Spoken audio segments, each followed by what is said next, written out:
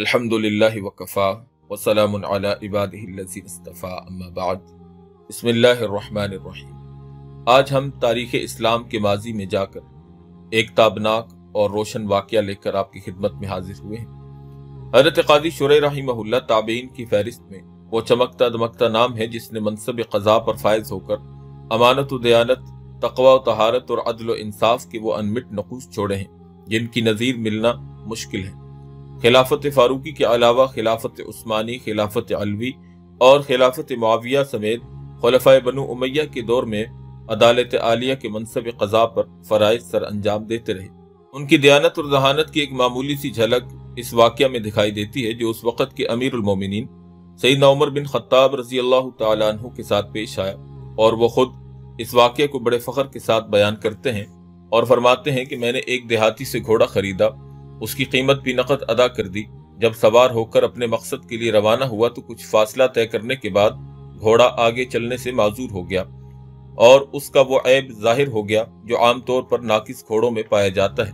मैंने दरमियान रास्ते से वापस होकर और उस देहाती को बुलवाया और उसे घोड़ा हवाला करके अपनी दी हुई रकम वापस तलब की, तो उस देहाती ने रकम देने और घोड़ा वापस लेने से इनकार कर दिया और कहने लगा, अमीरुल मोमिनीन, मैंने अपना घोड़ा आपको सही और तंदुरुस्त फरोख्त किया था, फरोख्त करने के बाद किसी ऐब या नुकसान का जिम्मेदार नहीं हूँ। बात बढ़ गई। आखिर हजरत उमर कहते हैं कि हम दोनों ने किसी तीसरे आदमी को हकम मुकर्रर करने पर इत्तफाक कर लिया। देहाती ने काजी शुरैह का नाम लिया, मैंने इस पर इत्तफाक कर लिया। फिर हम दोनों अदालत में आम इंसानों की तरह हाजिर हुए। काजी शुरैह ने दोनों की बात सुनकर कहा, अमीरुल मोमिनीन, क्या आपने इस देहाती से सही और तंदुरुस्त घोड़ा खरीदा था? तो हजरत उमर फरमाते हैं, मैंने कहा जी हाँ। काजी शुरैह ने कहा, फिर आप अपनी खरीद शुदा चीज रख लें या इस देहाती को वही चीज वापस कर दें जिस हालत पर आपने खरीदी है, यानी सही और तंदुरुस्त हालत में घोड़ा वापस कर दीजिए। सैयदना उमर रज़ी अल्लाह तआला अन्हु ने काजी शुरैह पर एक हैरत ज़दा नजर डाली और फरमाया, फैसले तो ऐसे ही हुआ करते हैं, पक्की बात और सच्चा हुक्म। फिर हजरत उमर रज़ी अल्लाह तआला अन्हु ने घोड़ा वापस ले लिया और देहाती को इज्जत से रुखसत कर दिया। इस वाक़े के बाद हजरत उमर रज़ी अल्लाह तआला अन्हु ने काजी शुरैह की मामला फहमी और दानिशमंदी पर कूफा यानी इराक का काजी मुकर्रर किया और खिलाफत राशिदा से क़ज़ाअत की सनद देकर रुखसत कर दिया। इन्हीं काजी शुरैह का वाक़या हजरत सैयदना अली रज़ी अल्लाह तआला अन्हु के साथ भी पेश आया। चुनांचे उलमा ने लिखा है कि जहाँ मामला खौफ खुदा और फिक्र आखिरत का हो, वहाँ नजर अपने ओहदे या मनसब पर नहीं बल्कि तलब हक पर होती है और फिर दुनिया से बेपरवाह होकर उसके आगे सर तस्लीम खम कर लिया जाता है। इसका अमली मुजाहिरा उस वक़्त हुआ जब सैयदना अली करमल्लाहु वजहहू की एक दिरा यानी जंगी ढाल गुम हो गई, जो कीमती होने के साथ साथ उन्हें बहुत पसंद भी थी। कुछ दिनों के बाद कूफा के बाजार में एक यहूदी उस ढाल को फरोख्त कर रहा था। हजरत अली रज़ी अल्लाह तआला अन्हु ने जब ये देखा तो पहचान गए और उस यहूदी से कहा कि ये ढाल तो मेरी है, फला दिन फला मकाम पर मेरी ऊँटनी से गिर गई, फिर मुझे मिली नहीं। यहूदी ने कहा कि अमीरुल मोमिनीन, ढाल तो मेरी है और अरसे से मेरे कब्जे में है। हजरत अली रज़ी अल्लाह तआला अन्हु ने फरमाया, मैंने ये ढाल न किसी को फरोख्त की ना ही तोहफतन दिया, तो फिर ये तेरे कब्जे में कैसे आ गई? यहूदी मुतमईन न हुआ और अपनी मलकियत का ही दावा करता रहा। आखिर उसने कहा कि अमीरुल मोमिनीन, अगर आप दावे में सच्चे हो तो अदालत से रुजू करें। यहूदी का यह ख्याल था कि काजी शुरैह गैर मुस्लिम की रूह रियायत करके मेरी तायद कर देंगे। हजरत अली रज़ी अल्लाह तआला अन्हु राजी हो गए। ये दोनों हजरात काजी शुरैह की अदालत में पहुंचे। काजी शुरैह ने कहा कि अमीरुल मोमिनीन, आपका दावा क्या है? तो सैयदना अली रज़ी अल्लाह तआला अन्हु ने फरमाया कि ये मेरी ढाल है और ये कीमती ढाल फला रात फला मकाम पर कहीं गुम हो गई। कुछ दिनों बाद मैंने देखा कि बाजार में ये शख्स उसको फरोख्त कर रहा है।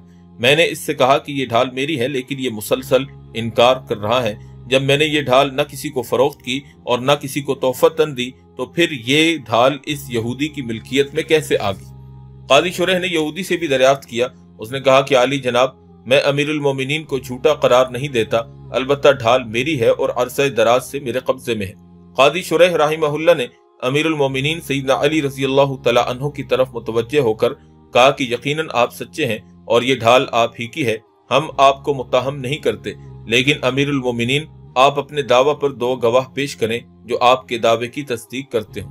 हज़रत अली रज़ी अल्लाह तआला अन्हु ने अपने एक गुलाम जिनका नाम कंबर था और अपने साहबजादे हजरत हसन रज़ी अल्लाह तआला अन्हु का नाम पेश किया कि ये दोनों हजरात मेरे हक में गवाही देंगे। काजी शुरैह ने कहा कि अमीरुल मोमिनीन, قمبر کی شہادت تو قبول کر لی جائے گی، لیکن آپ کے صاحبزادے حضرت حسن کی گواہی مقبول نہیں، کیونکہ شریعت کے قانون عدالت میں بیٹے کی گواہی باپ کے بارے میں قبول نہیں کی جاتی۔ کوئی اور گواہ پیش کر دیجیے۔ اس موقع پر سیدنا علی رضی اللہ تعالیٰ عنہ اپنے مقابل یہودی کی طرف متوجہ ہوئے اور فرمایا، تو میری ڈھال لے لے، میرے پاس اور کوئی دوسرا گواہ نہیں ہے۔ یہودی قاضی شریح کا یہ اسلامی کردار اور امیر المومنین سیدنا علی رضی اللہ تعالیٰ عنہ کا یہ عظیم ایثار دیکھ کر چھک گیا اور باآواز بلند بولا، میں گواہی دیتا ہوں کہ جس دین کا یہ تقاضا ہے وہ دین حق اور سچ ہے۔ پھر کلمہ شہادت پڑھا، اشہد ان لا الہ الا اللہ واشہد ان محمدا عبدہ ورسولہ، اور کمرہ عدالت میں ہی اپنے اسلام لانے کا اعلان کر دیا۔ اس کے بعد قاضی شریح رحمہ اللہ سے کہنے لگا، عالی قدر یہ ڈھال حقیقتاً امیر المومنین سیدنا علی رضی اللہ تعالی عنہ کی ہی ہے۔ جب یہ جنگ صفین کا معرکہ سر کرنے جا رہے تھے، اس لشکر میں بھی موجود تھا۔ درمیان راہ میں امیر المومنین کی یہ ڈھال گر گئی۔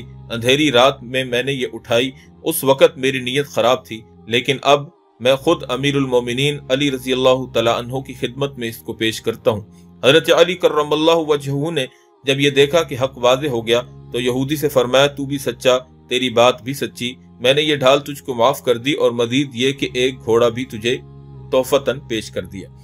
انصاف اور اثار کے اس عظیم واقعے کے کچھ زیادہ مدت نہ گزری تھی کہ فرقہ خوارج کے خلاف، جس کی سرکوبی کے لیے حضرت علی رضی اللہ تعالی عنہ یوم نہروان میں مصروف قتال تھے، تو یہی نو مسلم نوجوان یہودی امیر المومنین علی رضی اللہ تعالیٰ عنہ کے ساتھ مارکے میں پیش تھا اور پھر قتال میں شہید بھی ہو گیا۔ میرے عزیز محترم بھائیوں، دوستوں اور بزرگوں اور سامعین گرامی، یہ واقعات ہم پڑھتے بھی ہیں، سنتے بھی ہیں، لیکن ان کے عواقب اور ان کے نتائج اور ان کے ثمرات پر کبھی ہم نے شاید غور کرنے کی زحمت نہیں کی۔